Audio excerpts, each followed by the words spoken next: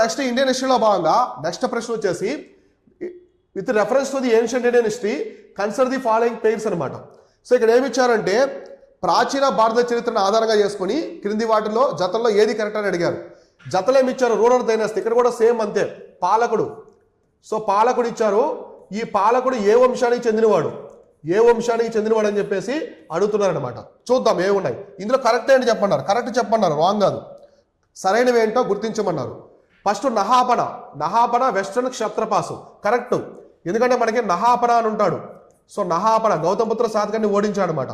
ఇతను పశ్చిమ క్షత్రపాసును వంశస్థుడు అనమాట.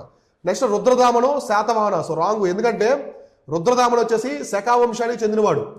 శకా వంశానికి చెందినవాడు రుద్రదామను. కాబట్టి రెండో స్టేట్మెంట్ రాంగ్ అనమాట, రుద్రదామంది. Next Vasudeva Abhiras wrong. ఎందుకంటే వసుదేవుడు వచ్చేసి కుషాణులకు సంబంధించిన వాడు. వసుదేవుడు కూడా కుషాణులకు సంబంధించిన వాడు. సిముకుడు కుషాణులు, ఇది రాంగ్. సిముకుడు వచ్చేసి ఏంటి? శాతవాహనులకి సంబంధించిన వాడు. శాతవాహనులకి సంబంధించిన వాడు, అవునా కదా? కాబట్టి ఇది రాంగ్, ఇది రాంగ్. ఓన్లీ వన్ మాత్రమే కరెక్ట్ ఇక్కడ. సో ఒక్కటి మాత్రమే కరెక్ట్ అనమాట. ఇక్కడ చూడండి మీరు, ఈ క్వశ్చన్లో, ఈ యొక్క ప్రశ్నలో చాలా లాజిక్స్ ఉన్నాయి. ఏంటో మీరు గమనించారా? ఫస్ట్ నహాపన, ఇది కరెక్టే. ఇక్కడ చూడండి, సిముకుడు వచ్చేసి శాతవాహనికి చెందినవాడు, వసుదేవుడు కుషాణులకు సంబంధించిన వాడు. ఒక వసుదేవుడి యొక్క రుద్రదాముడు శకా వంశానికి చెందినవాడు. అంటే రుద్రదాముడు తప్ప మిగతా వాళ్ళ యొక్క వంశాలన్నీ ఇక్కడే ఉన్నాయి.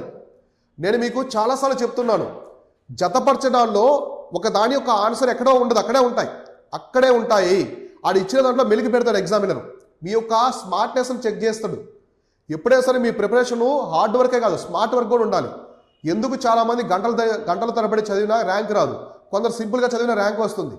ఎందుకంటే ఇక్కడ స్మార్ట్ వర్క్ అనమాట. స్మార్ట్గా ప్లే చేసేవాడిదే ఇక్కడ బహుమతి అనమాట. సో గెలుస్తాడు అట్లా.